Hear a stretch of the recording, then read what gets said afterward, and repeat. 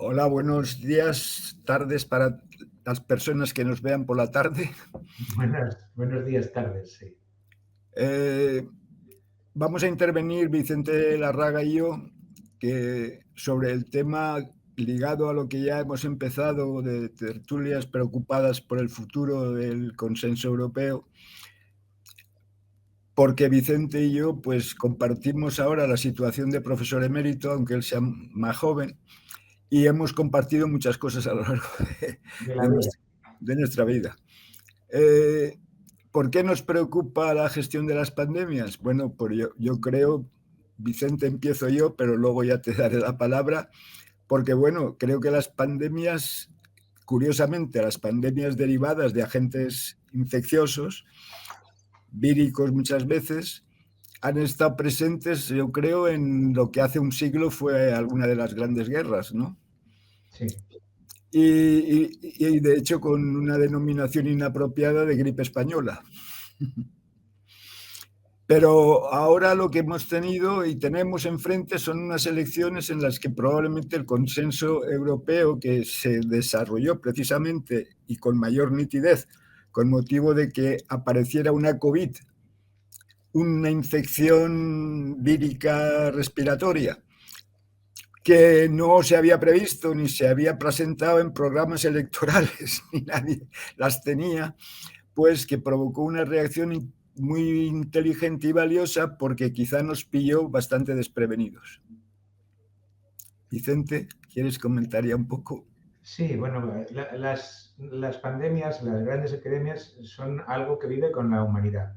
Tenemos noticia de ellas más reglada desde el final del siglo XIX y cada 25 o 30 años hay una, más o menos virulenta, ¿no? Todo el mundo se acuerda de la famosa gripe española, que no era española, era china, que luego vino de Estados Unidos, la trajo a Europa el cuerpo expedicionario americano, ¿no? En la guerra de la Primera Guerra Mundial, y siguen estando ahí. La diferencia del siglo, por decirlo así, la ganancia de tecnología ha permitido que mientras que la de 1918-19 produjo un mínimo de 20-22 millones de personas muertas, esta, un siglo después, solo entre comillas, ha producido 7 millones de muertos, ¿no? O sea, la tecnología va avanzando y va mejorando. Hubo unas respuestas muy rápidas en el caso del SARS, fundamentalmente de dos países que están muy preparados y que son ligeramente distintos. Uno Finlandia y otro Estados Unidos. En Finlandia son unas personas muy preparadas, quiero decir, están siempre dispuestas a prever qué es lo que puede pasar. Existe una institución muy importante que lleva muchos años, que es un gabinete de crisis, por decirlo así, o un consejo asesor de las crisis, que tienen previsto prácticamente todo. Y esto lo tenían previsto. Es decir, ¿qué pasa si tenemos una infección que no se puede controlar y tal? Pues entonces tienen perfectamente controlado qué universidad va a hacer los análisis para ver qué es, qué hospital va a acoger a los... Lo tienen todo muy organizado. Eso por una parte. En el caso de Estados Unidos no hubo una reacción global, pero sí fue muy temprana por parte del comité de crisis del estado de Massachusetts, que al día siguiente de que se publicara la secuencia del virus, tuvo una reunión en la que asistieron tanto los universitarios como las empresas como los hospitales y pusieron las líneas maestras de lo que iban a hacer, sobre todo en investigación. Ese mismo día dieron 6 millones de dólares que se los dieron a la empresa Moderna para empezar a trabajar en una posibilidad de un antídoto, de una vacuna, y 3 días después dio 60 millones de dólares más y luego ya se enganchó con el dinero federal de Trump, que fueron 500 millones o 10 o 12 días después. Es decir, que hubo respuestas muy rápidas. Y luego casi todos los países tuvieron, los occidentales, tuvieron una respuesta bastante rápida. Otra cosa es qué ha pasado después. Una vez que se ha terminado la pandemia, se ha acabado la pandemia y a todo el mundo se le ha olvidado. Vamos a pasarlo bien, vamos a divertirnos, pero nadie piensa en que otra pandemia vendrá. No sabemos cuál, hay varios candidatos, pero otra pandemia vendrá. y prácticamente de todo aquello que se montó han quedado residuos, por decirlo así, que se montó y funcionó bien, pero no tenemos, digamos, el caso de los finlandeses, que es el paradigmático, ¿no? Que tienen todo previsto. Y sí, se nos quedamos sin electricidad. Bueno, saben lo que tienen que hacer desde el mismo día que suceda, ¿no? Es un país pequeño, que es una ventaja, pero lo tienen muy organizado. El resto de Europa se le ha olvidado y está todo el mundo como en los años 20 disfrutando de la vida, porque lo que sí hemos sido conscientes es que la podemos perder, pero no hay una organización, desde luego no estable y desde luego no política, de prever las próximas epidemias que vendrán. Que vendrán, no hay ninguna duda. Sí, Vicente, claro, pero además es que tú ten en cuenta que lo que fue muy sorprendente, porque en Europa siempre ha sido, y salíamos además de una Europa que había predicado la austeridad para salir de la crisis económica, a una posición de la Comisión Europea en la que se socializó en cierto modo la estrategia frente a la COVID. Sí, bueno, eso, vamos a ver, el miedo mueve montañas, ¿eh? Entonces la gente estaba muy asustada y veían que la gente se moría y además de una forma muy triste, ¿no? Es decir, que de repente te ponías enfermo, llamabas, venían a por ti y desaparecías. Tus familiares no podían ir contigo al hospital.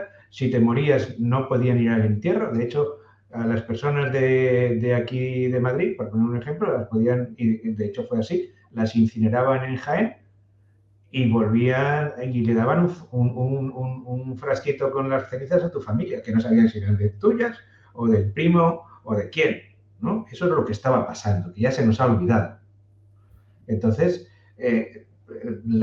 digamos que no hay ninguna estructura, no ha quedado nada realmente, digamos, estable y todo aquel movimiento movido por el miedo, pues se ha pasado. Y ahora hay que disfrutar, hay que salir fuera, hay que ir de vacaciones, y hay que porque cualquier día nos podemos morir, pero nadie prevé que un virus pueda mutar, que puede, y que puede organizar una zapafiesta bastante peor que la hemos tenido, ¿eh? Porque el SARS, visto lo visto, no es lo peor que nos puede pasar. Digo, desde el punto de vista de la gravedad, de la incidencia en la vida de las sociedades. Porque efectivamente ahora se empiezan ya a mencionar posibles amenazas que muchas tienen que ver también por errores nuestros, por los problemas ambientales, por muchas cosas, como por ejemplo se está pensando en saltos siempre de animales a humanos, ¿no? Siempre, las zoonosis siempre han sido zoonosis las graves, ¿eh? También seguro que la gripe de la Primera Guerra Mundial, la de que apareció en Hong Kong, como casi todas, ¿eh? Hasta ahora, apareció en China, siempre son zoonosis. ¿Por qué en China? Pues porque tradicionalmente, ahora ya no, pero entonces hasta hace muy poquito tiempo, la convivencia entre las aves y los animales domésticos o los animales de consumo y los hombres es muy superior en China que y en el este asiático y el sudeste asiático es muy superior a Occidente. Porque lo que hace falta son siempre dos virus. Un virus que sea de origen animal y que sea muy agresivo, y un virus de origen humano que sea lento. Cuando se producen esas mezclas de virus, esos híbridos, se producen diariamente. Lo que pasa es que normalmente son siempre inviables. Cuando sale uno que es viable, ese, por decirlo así, entre comillas, se ponen las botas como virus, ¿no? Claro, entonces, eso es lo que pasa. Y eso sigue pasando y seguirá pasando. Siempre ha sido China el origen, hasta ahora, el origen conocido, porque de las epidemias de la Edad Media no vamos a hablar, pero el caso de las epidemias actuales, sí, siempre ha sido una mezcla entre un virus animal y uno humano, o sea, una zoonosis siempre. Vale. Entonces, ¿tú piensas que la gripe aviar esta que se avecina puede estar muy cerca Es una cuestión estadística, es decir, que el virus de la gripe aviar es más agresivo que el SARS, ¿eh? Es más grave de curar, por decirlo así, para que lo entienda todo el mundo. Lo que pasa es que afortunadamente, por el momento, los saltos de los animales a humanos, que siempre se ha dado en personas que tenían contacto con los animales que estaban infectados, pues han sido muy limitadas, han sido muy agresivas. Normalmente han acabado con la vida de esas personas, pero todavía no se ha producido un salto que pueda resultar muy peligroso, ¿no? Siempre es así, pero no se ha producido. Se puede producir, sí, siempre, pero no digamos que es un virus que tiene muchas papeletas, porque tiene muchas oportunidades, por decirlo así, ¿no? Pero no puede haber otro. O sea, la gente ahora está muy preocupada por el dengue, que es una enfermedad mucho más leve, ¿no? Pero no se sabe, nunca se sabe, ¿eh? Todo el mundo esperaba gripe aviar y sin embargo fue SARS-CoV-2. Entonces no se puede predecir, ¿no? Sí se sabe que pasará. Estamos todos convencidos, ¿no? De la misma forma que estábamos convencidos de que habría una infección y la ha habido. ¿Cuál será la próxima? ¿Dentro de cuánto? 15, 20 años, no lo sabemos, pero que se va a producir es seguro. No podemos interferir los ciclos biológicos, y los ciclos biológicos tienen previsto estos seres, no sé si calificarlos como virus, como vivos, que son los virus, que salten y se produzcan estas infecciones, ¿no? Contra los ciclos biológicos no podemos ir, no tenemos esa capacidad. ¿Tú crees, Vicente, además, antes de pasar a cuestiones más políticas, que por un lado la gran movilidad humana, sí, la gran movilidad humana, esta obsesión que tú decías, porque bueno, la gente quiere evidentemente viajar, salir, tal, la gran movilidad humana y la cierta irresponsabilidad ante lo que es una pandemia ambiental, porque estamos en una crisis climática de 3 pares de narices, puede alterar además ecosistemas, ¿no? Ecosistemas de relación. Esto no va incluso a poder acelerar, aunque no se pueda predecir un fenómeno de naturaleza ya pandémica. Sí, vamos a ver. Eso es, insisto, los ciclos biológicos existen y los agentes de los ciclos biológicos siguen existiendo. Quiero decir, en España y en Europa, sobre todo en el sur de Europa, siguen estando los mosquitos de toda la vida. Entonces, lo que pasa es que ahora no tienen enfermos para que ellos puedan pasar el virus o el parásito del que se trate, pues te hablan pensando en el paludismo, de una persona a otra. Pero el mosquito está. Si tú vuelves a traer al parásito, se volverá a cerrar el ciclo. O sea, Carlos V murió de malaria. La última digamos, infección grande de paludismo en España fue en Cáceres en años 64, no hace tanto. Lo que pasa es que pensamos que se ha acabado. No se ha acabado. O sea, los patógenos están ahí, sigue estando ahí. Y los intermediarios siguen estando. Gracias al esfuerzo de la sanidad y del avance de la sanidad se ha conseguido, y de la higiene, se ha conseguido mejorar. Pero eso puede volver para atrás. De hecho, se está produciendo una vuelta de ciertas enfermedades que existían y que se habían relegado a los continentes más pobres.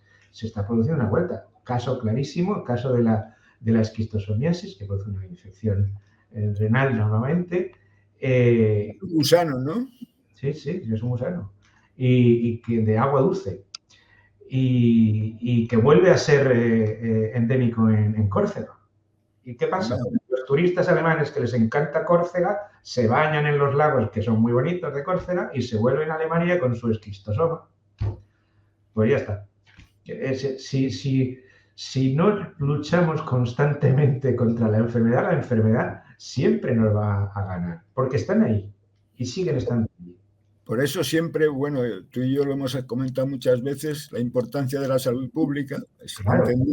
entendida como el control preventivo, vamos, Claro. que hay que gastar mucho dinero, tener gente muy cualificada, talento e instalaciones, ¿no? Claro, la salud pública, que es una pariente pobre de la sanidad de los estados europeos, pues es importantísima, ¿no? O sea, la gente no sabe que hay gente que se dedica a eso, ¿no? Que hay especialistas que están. Pero es que en todos los casos, por ejemplo, cuando hacemos una misión militar en el extranjero y nos llevamos los camiones, nos llevamos los carros de combate, nos llevamos todo, cuando vuelven, esos camiones, esos carros llevan mosquitos y mosquitos infectados o otro tipo de intermediarios de una enfermedad, que los tenemos de vuelta en España. Hay un programa que se ocupa de esas cosas, pero si no nos ocupáramos de esas cosas, pues tendríamos muchas enfermedades que teóricamente no son nuestras, ¿eh? Porque las hemos eliminado, porque nuestras sí son del planeta. Pues antes de entrar a criticar un poco lo que es los olvidos estratégicos, que yo llamaría, también si te parece un poco criticar lo que yo creo que se está produciendo en la comunicación de la ciencia últimamente, porque está gustando hacer mucha comunicación, pero como si casi la ciencia fuera milagrosa y como si estuviera siempre haciendo cosas muy espectaculares. Pero nadie hasta ahora he visto que se dedique a preocuparse por comunicar estas cosas que estamos tratando de comentar tú y yo aquí en esta charla. Vamos a ver, la ciencia, obviamente, y además nosotros somos del oficio, es lo que va a mover digamos, la capacidad de innovación que supone también mejora en la salud, ¿no? No solamente en la salud, pero en la salud muy claro. Pero este afán de tener un descubrimiento milagroso cada mes, pues en algún momento yo creo que va a cansar a la sociedad, porque todo el mundo hace cosas estupendas que van a ser una cosa muy importante, pero resulta que no la sociedad no ve el resultado y no lo puede ver, porque desde que se obtiene un resultado que es muy prometedor hasta que se llega al contacto con la sociedad, hay un lapso muy largo, un mínimo de 8 o 10 años. Eso en el caso bueno, porque lo normal es que por alguna razón, las que sean, eso no llega a buen término.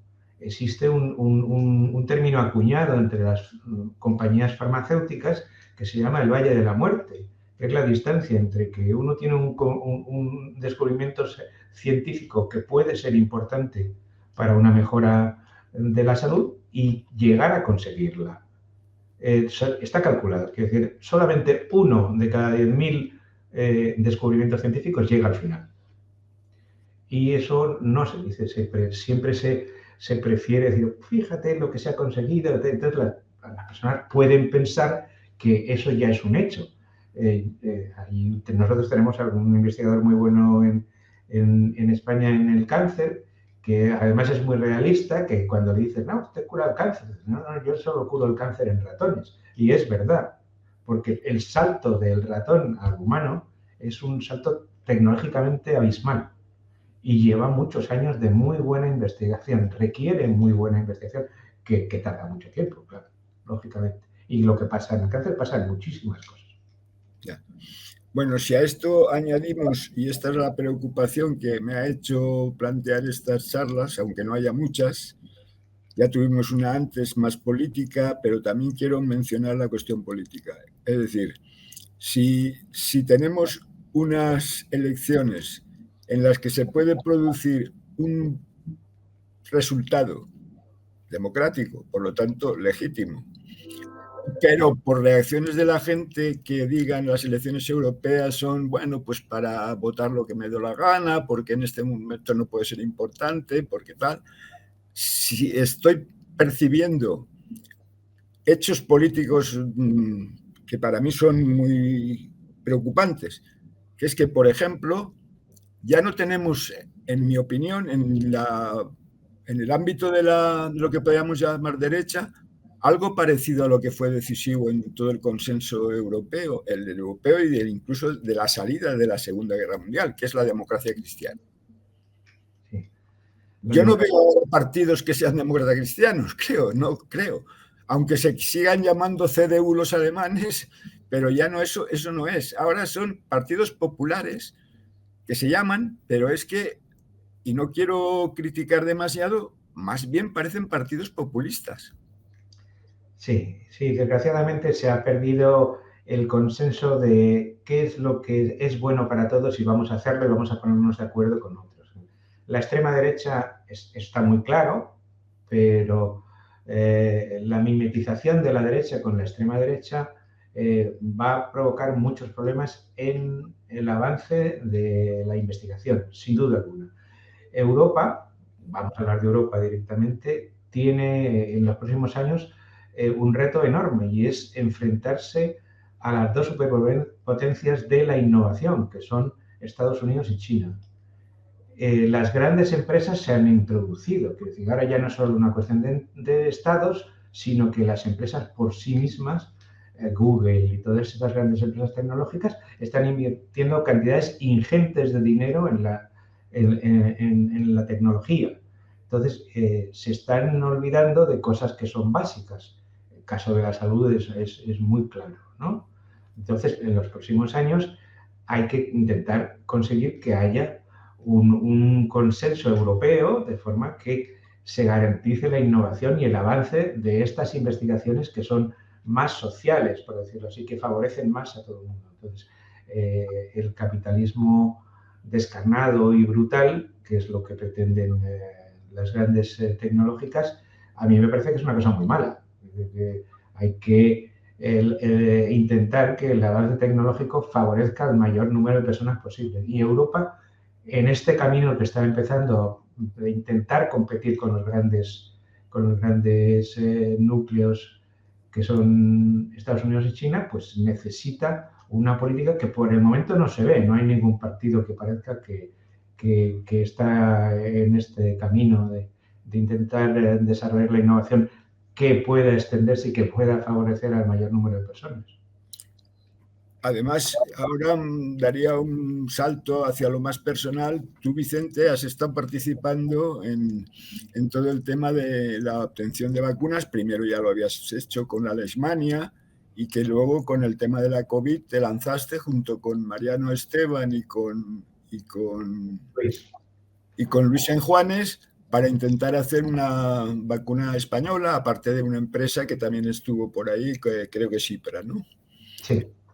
Entonces, tú has vivido esto y has vivido los problemas que plantea el estar en una dinámica de esta naturaleza, ¿no? Lo has podido vivir claramente. Con además las veces que uno salía un científico y a mí me ponía muy nervioso en los debates de los tertulianos, luego el científico desaparecía y unos tertulianos que no saben nada empezaban a opinar.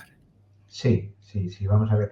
Hay que decir una cosa, y es, la gente no sabe qué ha pasado con las vacunas españolas. Sí sabe que IPRA consiguió una, que fue la que el gobierno dijo, lo que pasa es que ha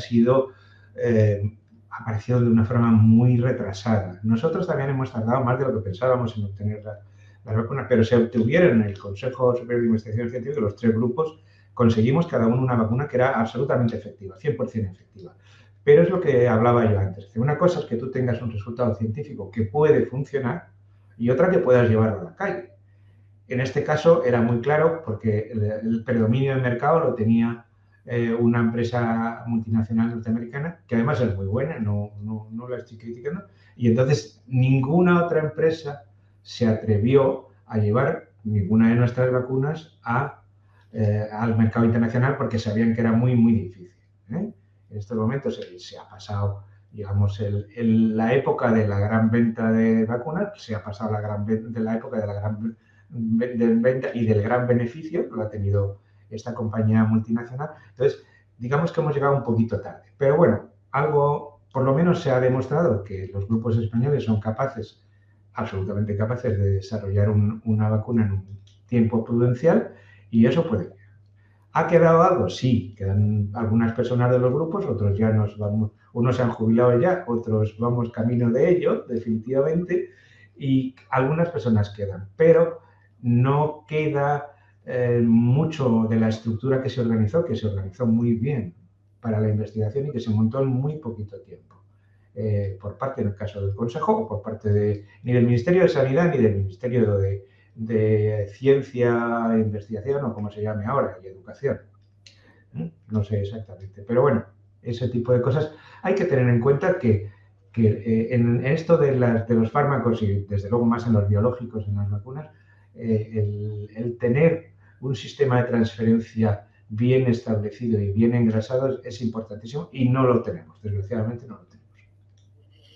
Bueno, esto es una de las cosas que también hemos estado comentando, muy ligado a ello. El problema además son los negacionistas, que no sé en España si se han afectado mucho o no, porque el negacionismo ha estado apareciendo siempre como peligro, el negacionismo a la no vacunación, porque yo creo que la vacunación, lo esencial es que se vacune el mayor número de personas que puedan recibirlas. Y entonces, si hay reticencias de carácter ideológico o de creencia, porque las creencias casan muy mal con la ciencia.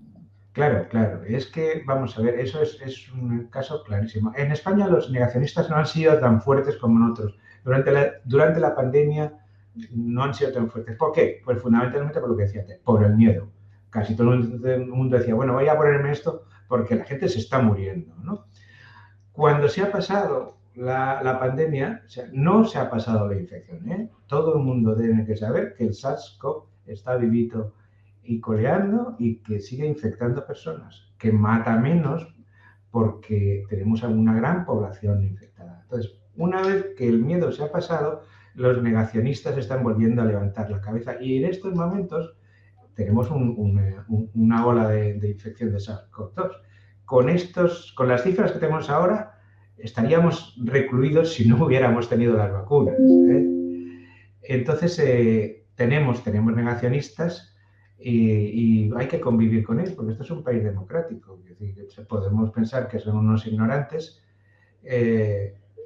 pero es poco lo que podemos hacer. Si hay alguien que no se quiere vacunar y no se están vacunando, o sea, las personas de riesgo en otoño, que es donde hay que vacunarse, se vacunan como mucho de la gripe, pero hay algunos que no se quieren vacunar de SARS-CoV-2, pues seguiremos teniendo y conviviendo con la infección, con esta y con todas, ¿no? Lo curioso es que este auge de la ignorancia, ¿no? Y de presumir de la ignorancia, que es tremendo. O sea, bueno, antes la gente que era inculta intentaba disimularlo, ahora no. Ahora, no, yo no soy un asno, soy friki. No, eres un idiota, además, porque te puedes morir. Eso es realmente lo que la gente no llega a asimilar, ¿no? En cualquier momento uno puede coger una infección y morirse. Y vamos, en 15 días. Eso es lo que no entienden y que forma parte de la vida, ¿eh? Forma parte del ciclo biológico. Nosotros somos una especie animal que está dentro de un mundo global y está sometido a todas las influencias de las otras especies. Por eso el concepto de una zona salud ahora está de moda y es muy correcto. Es decir, no podemos solo cuidarnos de la salud humana y de las, digamos, especialidades más altas y más exquisitas si no te cuidas de la salud de los animales y del resto. Muy bien, Vicente, pues como estamos llegando ya a la media hora que yo quería que durara esta charla, yo creo que lo que podemos empezar a insistir es que es necesario que las votaciones se hagan, pero que no se hagan ni por reacciones emocionales, aparte de la importancia que tengan las reacciones emocionales, sino que se reflexione. A esa reflexión queríamos contribuir con esta modesta charla, porque evidentemente la salud, la crisis climática, la crisis de desigualdad. La desigualdad también es un factor que aumenta enormemente los problemas de posibles riesgos en salud, por razones obvias. Entonces, todo esto, pues, no se puede ignorar en el momento de depositar una papeleta. Sí, vamos a ver, es obvio que desgraciadamente los partidos negacionistas del progreso en salud, que son los populistas, bien sea derecha extrema o extrema derecha, pues no se van a ocupar de estos temas y es muy importante. Hay que depositar la papeleta pensando en el futuro, no en que si tal banderita va así o tal banderita allá. Estos son unas elecciones europeas y tiene mucho que ver lo que va a pasar en los próximos 5 años con el avance de la innovación en Europa. El gran reto de Europa de conseguir bracear para estar cerca de China y de Estados Unidos y la influencia que va a tener eso en la resistencia frente a las enfermedades y los ataques digamos, de las distintas patógenos que van a tener que afectarnos y nos van a afectar. Eso, pase lo que pase, las bacterias, los virus, los parásitos siguen estando ahí y ahí estarán. Y ahí, en cuanto les des una oportunidad, la más mínima, volverán a aparecer. Bueno, antes de terminar, sí quería mencionar un concepto que también hemos estado pensando y que se ha movido mucho, el tema que más ligado a la defensa de tener una autonomía estratégica, ¿no? Sí. Bueno, la autonomía estratégica es esencial en estos momentos, ¿no? Porque si no tienes autonomía estratégica, si no eres capaz de defenderte, bien sea frente a un ataque convencional o frente a un ataque de un patógeno, pues realmente la situación se va a poner muy difícil. Y para eso lo único que se puede hacer es estar preparado. Y eso solamente se hace con investigación e innovación. Una investigación y una innovación que revierta en las sociedades que la deben financiar. Muy bien. Bueno, pues nos despedimos y lo que podemos decir es que tanto Vicente como yo somos socios promotores de la EAC y lo que queríamos es que una asociación que no pretende ser científica, sino de hacer el puente entre ciencia, sociedad y ciencia, pues tenía que también contribuir a un proceso tan importante como pueden ser las próximas elecciones. Esperemos haber contribuido un poco. Gracias, Vicente. Gracias a ti, Emilio.